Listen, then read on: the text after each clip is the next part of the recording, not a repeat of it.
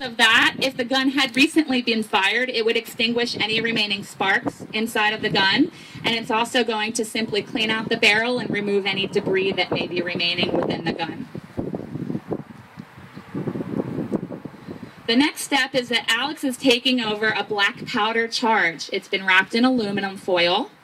We use 1.5 ounces of black powder for our breeches buoy demonstrations. In the United States Life-Saving Service, they use 4 ounces of black powder when they perform this rescue.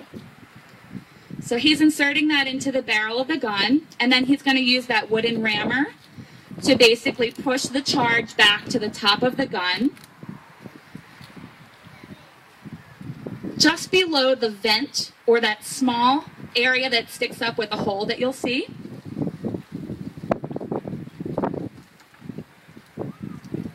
The next step is to insert the projectile into the gun. The projectile that you see Megan holding is a 17-pound steel projectile.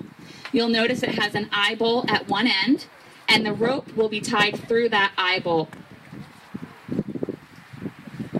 The wooden box with the rope strung around it that the gentlemen are moving right now is called a faking box. The faking box had pegs in order for a rope to be wound around it, and this would be used, this is the rope that will be attached to the projectile.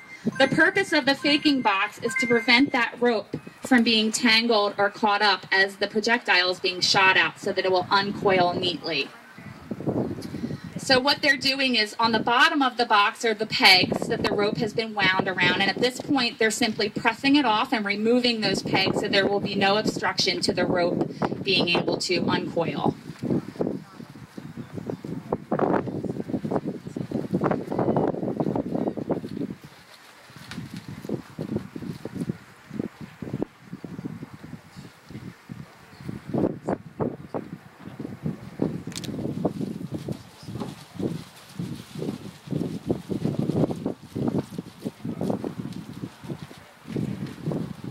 And they're just going to hoist the box at an angle so that the rope has, again, easy unobstructed access to uncoil. Alex is dipping the end of the rope into a bucket of water and wetting it so that any spark from the explosion of the gun will not catch that rope on fire.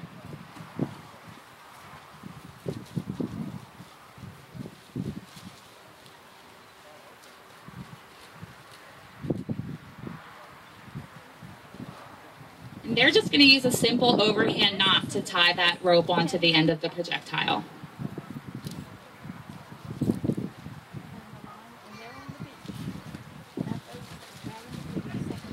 It's worth mentioning that in the U.S. Life-Saving Service, the men performed this drill in the courtyard as a means of practice once a week. This way, when they actually had to go out and perform this rescue, they were quite skilled at it. Okay, so now the projectile has the rope attached to it, and it is being inserted into the Lyle gun. It is L-Y-L-E, and it is named after Mr. David Lyle, who invented this particular gun. Alex is now picking the charge. Essentially, he's got a small metal stick that he's putting into the vent and making sure that he's piercing the aluminum foil on that black powder charge so that it will be able to be sparked and ignited in order to propel the projectile. Now Alex has a shotgun primer in a primer carriage that's going to be placed right over top of the vent of the gun. And then he has a spring-loaded firing mechanism, which is going to be screwed over top of the primer carriage.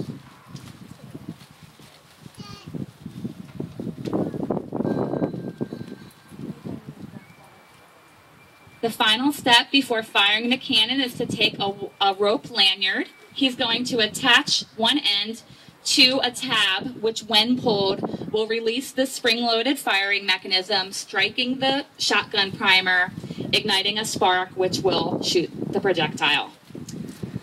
So, in a moment, we've got our someone in the cupola right now of the museum on lookout so that she's able to look over the dunes and make sure there are no pedestrians or people in harm's way before we shoot our cannon. And at this time, you may want to cover your ears.